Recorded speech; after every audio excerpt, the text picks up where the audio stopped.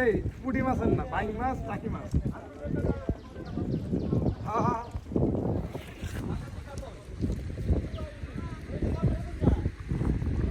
নদীর খালে দিয়ে দুই পারে পার নৌকাতে যাওয়ার অনুভূতিটাই আলাদা হয়। হ্যাঁ, গোসল করতে পারলে সেই ভালো লাগে। হ্যাঁ, পানিটাতে গোসল করতে হলে সুন্দর লাগতো। আজকে তো এরা কই যেতেছে? এরা এখান থেকে ওই গ্রামে যায় বা ওদিকে বা কোথাও কোথাও যায়। ঠিক আছে, নৌকা দিয়ে ওখানে ওদিকে যাবে। অনেক সুন্দর এরিয়া, মাছ অনেক। এখানে হাজার হাজার টন মাছ পাওয়া যায়, অনেক মাছ। পুরা হাওর আসলে এক জায়গা থেকে দেখাইতেছি তো সিনারি, এটা বোঝা যাচ্ছে না, কিন্তু বর্ষাকালের বোঝা। চতুর্দিকে সব একরকম, চতুর্দিকে সব। এই যে আমাদের পীর সাহেব আসবেন, যোগাযোগ করবেন, একবারে বিনা পয়সা আপনাদের কাছে হাওর দেখা দিবে।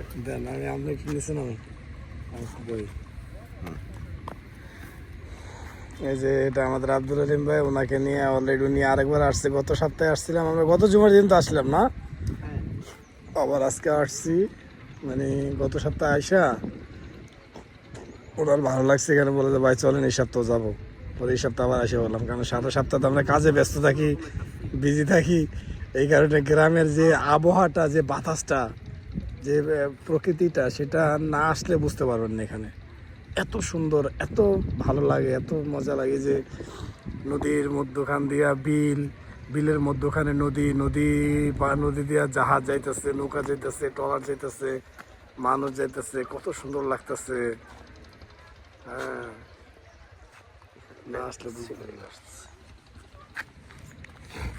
ঠিক আছে, আজকের মতো এখানে সমাপ্তি করব হয়তো, বাবা আরেকটু দেখাবো, দেখি দেখা যায় এখানে একটু হাঁটতে হাঁটতে। আসো, চলো। এই যে এখানে মসজিদ, ফায়ার সার্ভিস। নদীতে যাবেন? নদীতে যাবেন?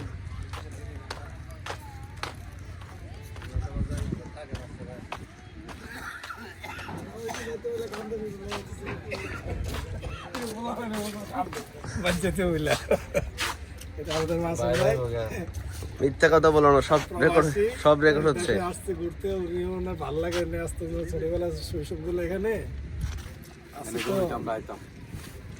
অনেক ভালো লাগে। আমরা ভাই ছোট থাকতে অনেক ছবি, আমরা একসাথে থাকতাম, নদীতে মাছ ঢুকাইতাম।